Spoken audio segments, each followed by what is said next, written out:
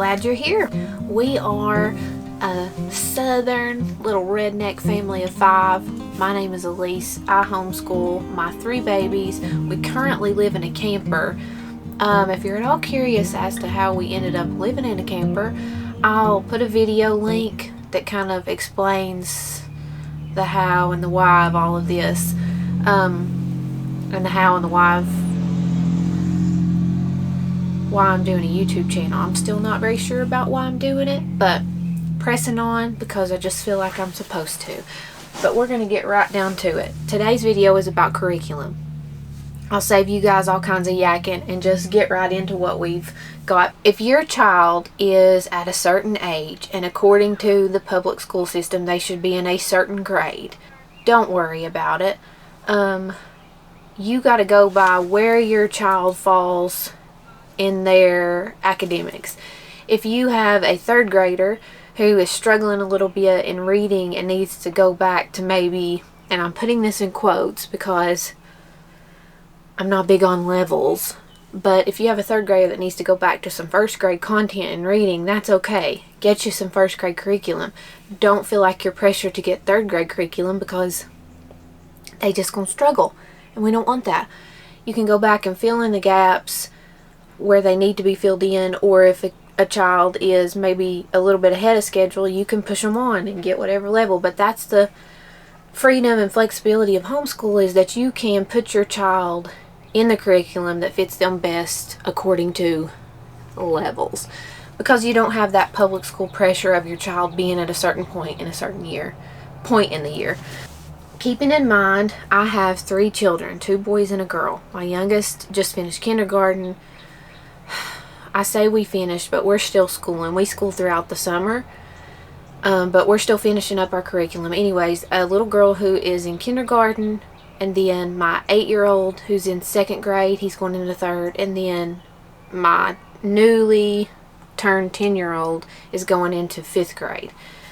And I just say the grade level so it'll give you a point of reference.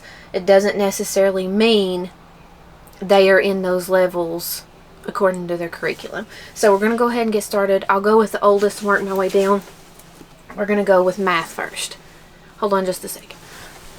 Okay, so my oldest, who is 10, is currently working on the Good and the Beautiful Math Level 4. He's also working on teaching textbooks, which is an online math curriculum. He's in level 5 on that. So he's working on those, and we hope to finish the Good and the Beautiful within the next week or 2. And he's just going to continue on with the teaching textbooks level 5 into our new school year, which we don't have a clear start on a new school year because we school all year long. But as for the new math that I'm bringing in for him, I wanted him to have cut and dry math. No extra pictures, no extra color, no extra storyline. And that's the way the Good and the Beautiful is, which is perfect for some kids. But for him, I just want him focused on the math. That's just where he needs a little extra help. So I found the most cut and dry math that I could find. It was actually through a friend that I came across this. It's called Easy Peasy All-in-One Homeschool. All of this curriculum is free, I think, but they also provide workbooks and different resources that you can buy. But if you want to get it for free, it's available online. But this is called Easy Peasy Math, and this is their 5-6 workbook. I'll just show you a little bit of it. They have, both of my boys are actually working in this. I got both of them the workbook because I want them just constantly reviewing skills. And I say reviewing because the beginning of it is just basic stuff. So we went ahead and got started on it. That's what it looks like in the beginning. It's just a basic review, and then it, gradually gets harder. But some things that are covered in this type of math, in this Easy Peasy Math, are adding multi-digit numbers, subtracting across zeros, and then I'll kind of skip over quite a bit. Adding and subtracting negative numbers, multiplying multi-digit numbers. But as you can see, the main reason why I chose this is there's nothing extra. Okay, so I teach this to him or pull up a video or however it works. It's different all the time for us. And then he just completes this lesson. And if, you know, this is not enough practice for him, it looks like it's just 1 page of practice per each lesson. If that's not enough, I'll just get online and try to find some free worksheets or something that I've already purchased on like Teachers Pay Teachers or something like that to further, you know, his understanding of it. But I'm going to flip all the way over to the end and show you what it looks like at the end of 5-6 easy peasy math. The last few lessons are just extra practice, so that's a good thing. This is towards the end. So we'll just see how it goes. This is new. We're going to try it out this year. Next thing I wanted to add to his curriculum is some mental math. Mental math is something that I've struggled with all my life, and I hate the feeling of when like I have to do math in front of somebody and I get really hot and sweaty and nervous and my heart starts beating and I can't figure it out. It's like I lose my mind when I have to do math. I don't want my kids to struggle like that because I know what it feels like. So we're getting big into mental math. And a good thing about the Good and the Beautiful and the upper grades is they have a mental math workbook, which I love.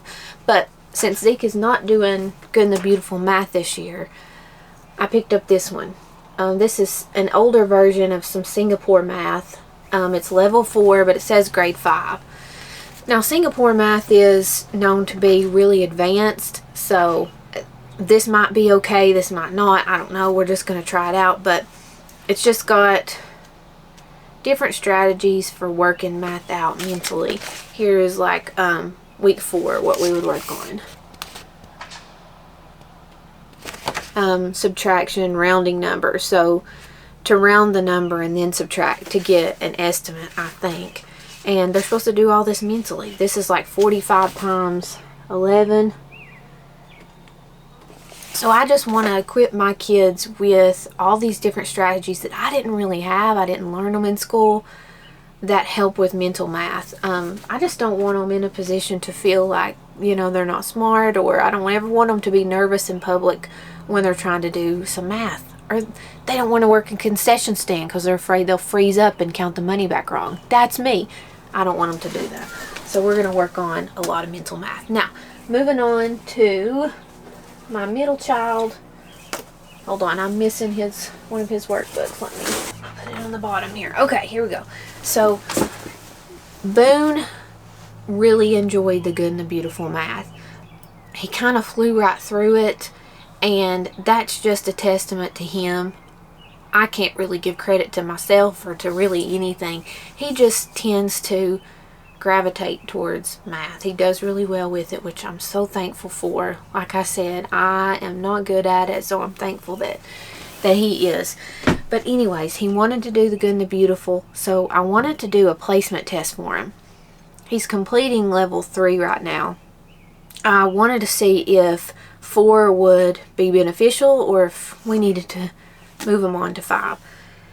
He took the placement test and he did well, so we went ahead and went with level 5, the Good and the Beautiful. And it's very similar to his level 3. I know that this company's coming out with different updated versions of the math and even the reading, but I haven't really been keeping up with which are updated. And we're fine with this version. If there is a new version, I don't know. But I'll show you guys what it looks like. Lots of pictures. Lots of like storylines to go with the math.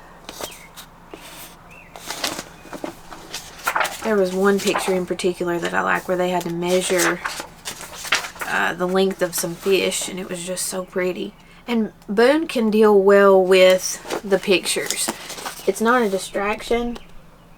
He can still work through the math pretty quickly and be able to handle all the extra information. So that's why we went with that for him. Just showing you guys some different examples. And if you want like a full-on flip through, I know there's tons of homeschool mom YouTubers that do the full flip through, but if you want me to do one, I can. Just let me know in the comments and I can get that going. But The level 5, Good and the Beautiful, comes with the mental math book that I was just talking about. And this is for the upper grades. I think 4 and 5 and maybe the middle school have the mental math. I know Zeke does in grade 4. But the student does 4 mental math lessons. And when they're completing that mental math easily, quickly, they get a little sticker.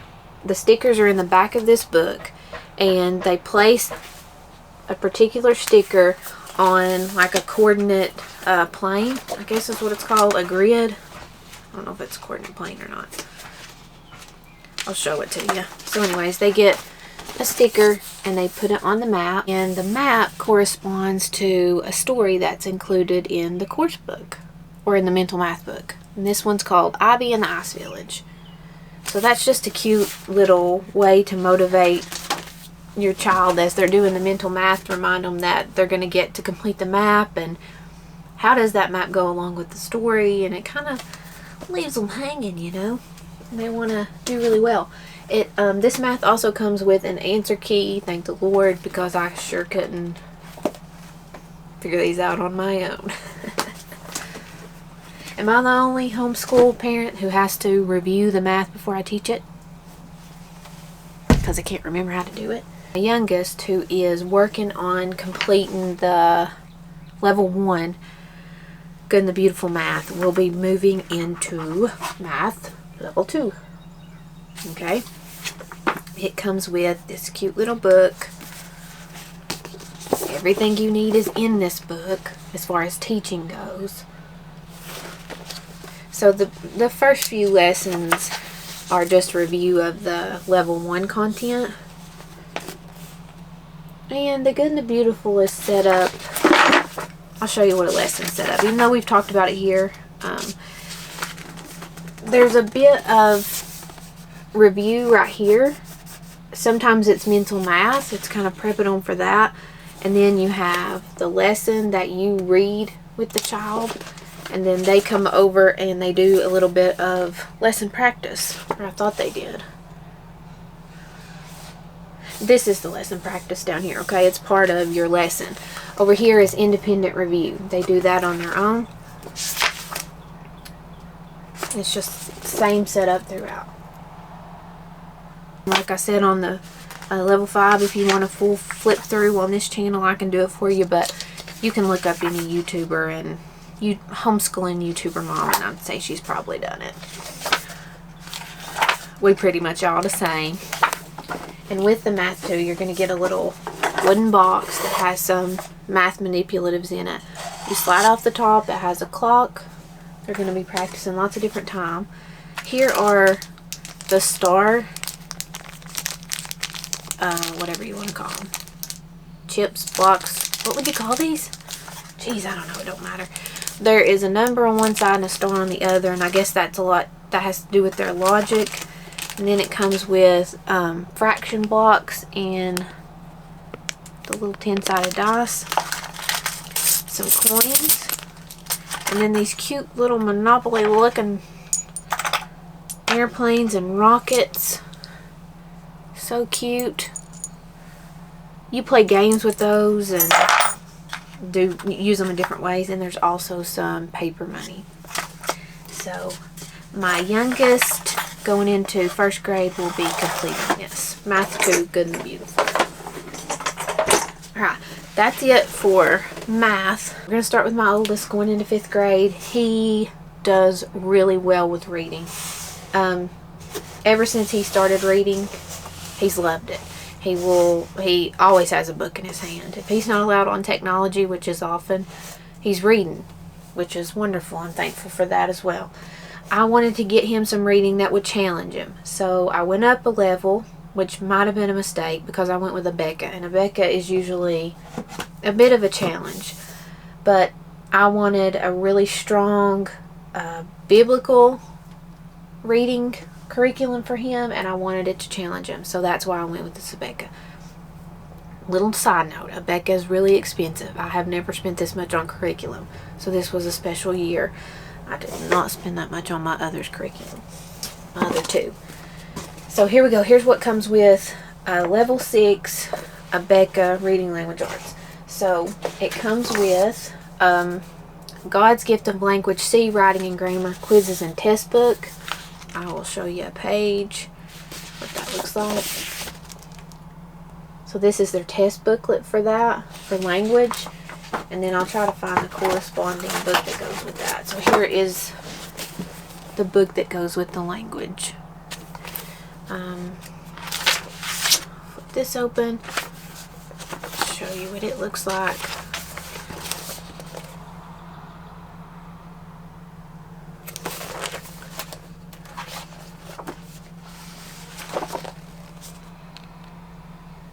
Okay, so God's Gift of Language C.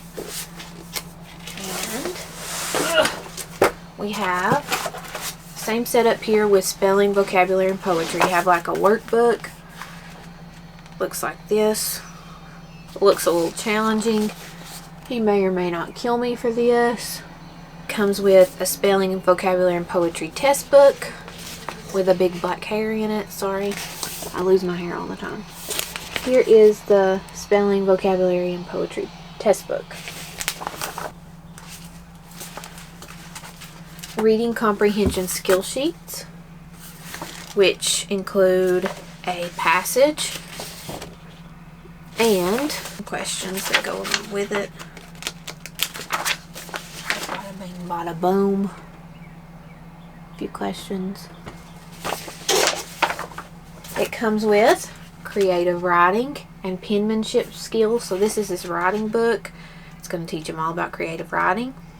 All the while, it will be teaching him cursive or improving his cursive. We definitely need some improvement on the cursive because it looks like chicken scratch. He takes after me.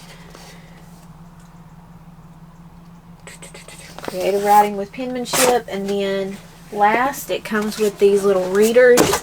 The first one, or it's no particular order, it's called Adventures in Greatness. This is a speed and comprehension reader. It looks like this. Then we have The Voyage of Discovery, which is just another reader. You get the gist. And we have Mountain Pathways. And it also comes with this America 2 reader, which I love.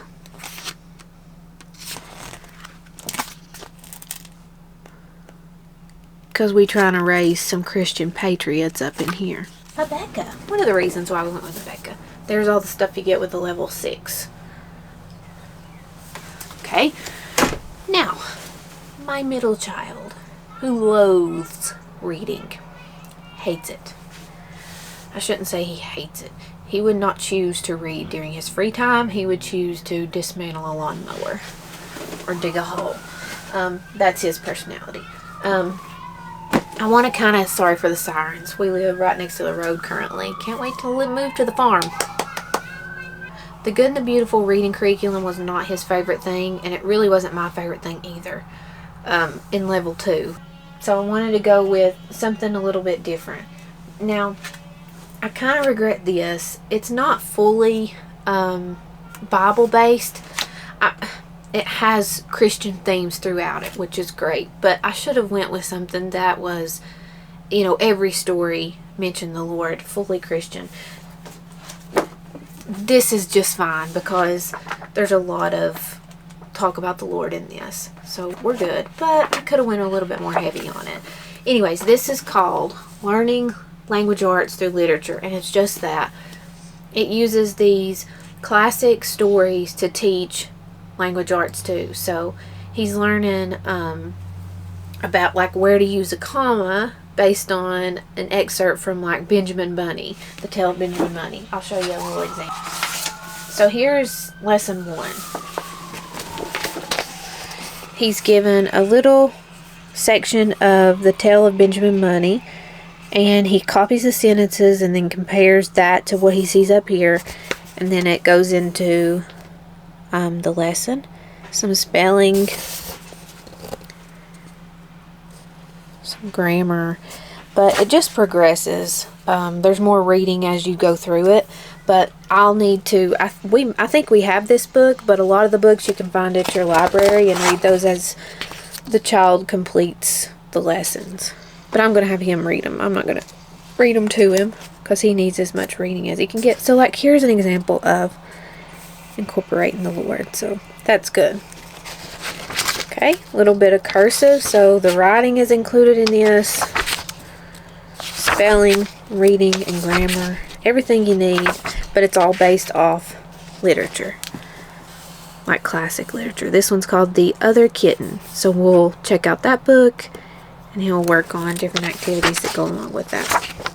And we'll skip over to where you can see a reading passage. Let's see, here we go.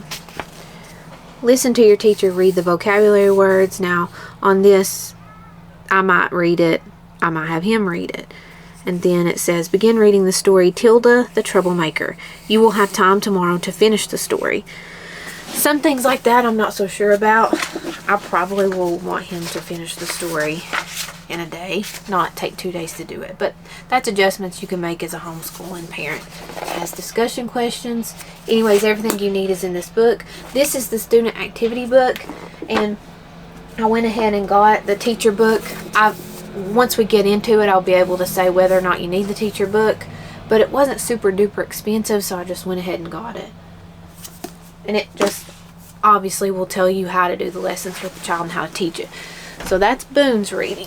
Now, if we need to make adjustments, it's not enough or it's too much, we'll adjust it as the year goes by. Finny. So Finn's is a little bit different. She really caught on to reading, so she's above what we'll call her grade level. But I don't want to put her in a higher level that has content that she's not ready for. Or maybe the lessons are way too long for her. She's still just 6. I want to challenge her in her reading, but I don't want to make her hate it. So, and I think that I could make her hate it by getting her like a 4th grade reading curriculum. That's not going to work well. So I had to do some thinking on how to make her reading work for her. What we're doing is, I actually came across notebooking, and I will pull up a video that shows you this website. I can't even remember what it's called. I'll put a little text up here when I look it up later when I'm editing the video.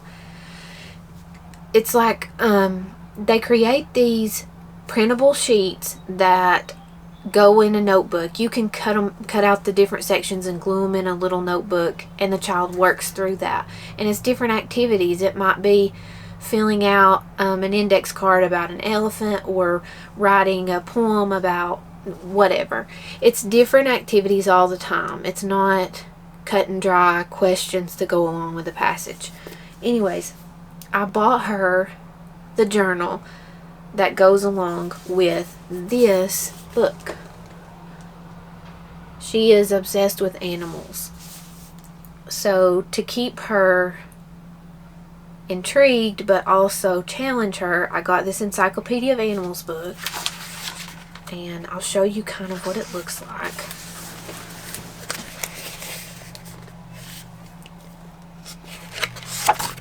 Oops. So it's a challenging book, and I might have to be there. Actually, I know I'll have to be there with her just to help her through some of these words and kind of talk her through it, but I think she can handle this.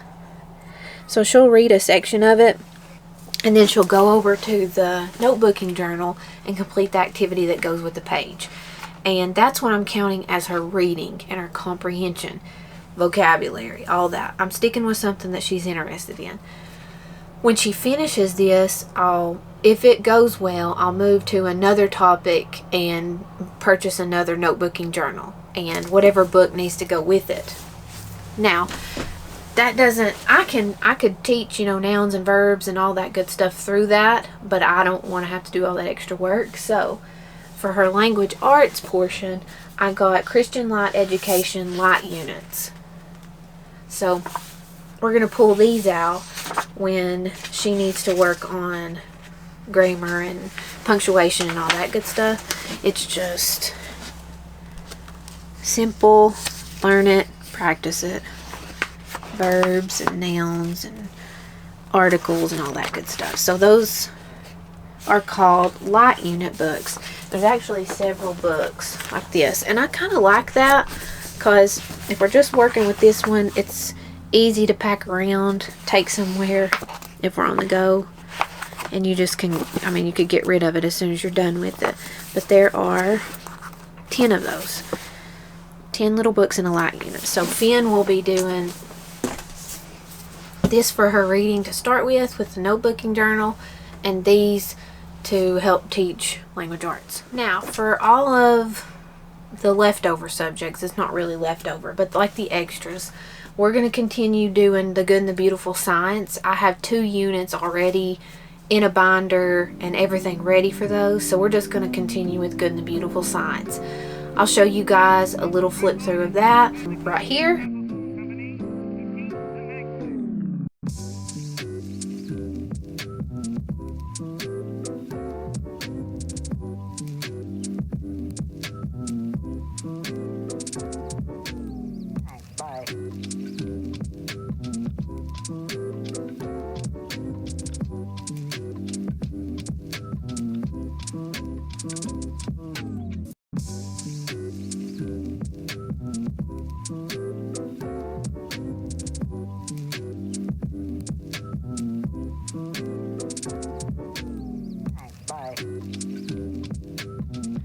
For history / social studies, we're going to finish up the Rush Revere book that we're on, and then I'm thinking about getting the Good and the Beautiful Constitution to teach.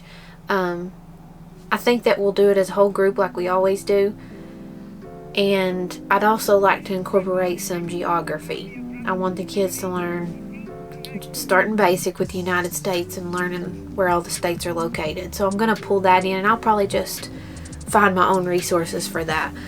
So Good and the Beautiful on science, finish Rush Revere in history, and then we're going to get the Constitution. We're going to work on geography, but I'm going to pull that stuff. Other things that we didn't do last year that we're going to do this year. The Good and the Beautiful has created these, and I got this for Boone and Finn. They're both into arts and crafts. This is just a little extra something for them to work on whenever they're finished with schoolwork or it's a rainy day and we don't have much to do. They're just different activities for them to complete, different crafts. But I'm going to go ahead and pick up the master supply list and put it in a tote, like a crate, and they can just find whatever activity they want to work on. So this one is about sunflowers, and it teaches a little bit about sunflowers, and then they do a sunflower watercolor, and it has step-by-step instructions of how to complete it. And it has just seasonal activities like leaf-shaped watercolor and yarn pumpkins, but this is stuff that they can do pretty much on their own. Maybe not this, I'm gonna have to do that with them. But they're making bird feeder ornaments. But anyways, the kids could go in order on this or skip around. I'm just going to see how it works. But I got one of those books for Boone and Finn.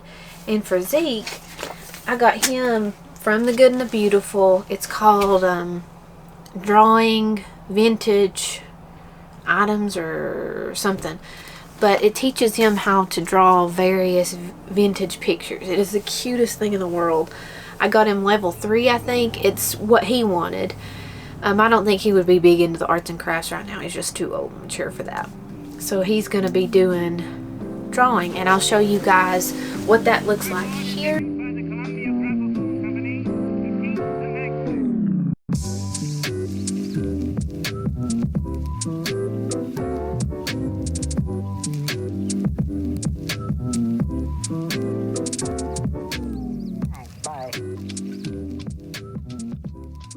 Okay, we don't use these all the time, but I really like these, and I wanted to show you guys in case you wanted to look into them. They're called Daily Word Ladder books.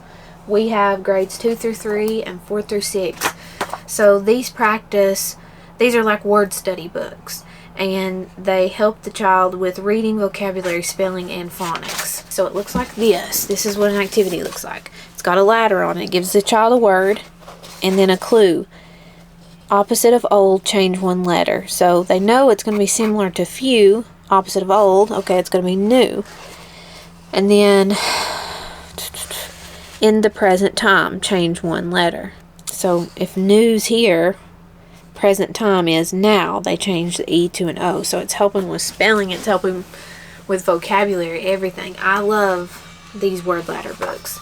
So when we start our official school year, I'm probably going to have them work on one of these a day to go along with their reading curriculum. And I'll do this with all 3 of them.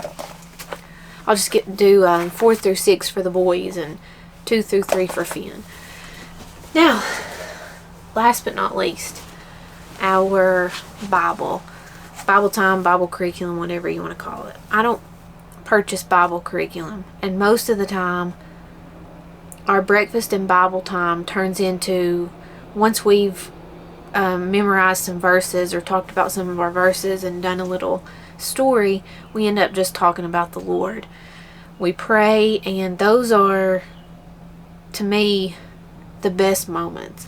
We don't always have those moments when it comes to using our little devotionals. It's usually the moments in talking about the Lord that come about naturally that we like the most and that help the most. Well, I still ended up getting the kids little devotionals that they're working on right now. The boys are working on sword fighting, a full year of devotions to strengthen a kid's character. Each day they have a little activity, but the main thing is that they learn verses that they can truly apply in their lives, and that application is key. When I was growing up, I went to church and I heard the verses. I heard them, but I didn't apply anything. And it's only been until recently that I've started understanding the Bible, not understanding the Bible and truly what it means, but understanding application. Now, I ain't saying that I apply it all the time. I'm just saying I understand the importance and not just the, let's read this and that's it. Okay, so the boys are doing sword fighting. Finn is doing busy books, Bible studies, and it's got more like coloring opportunities. Even though she's kind of getting away from coloring.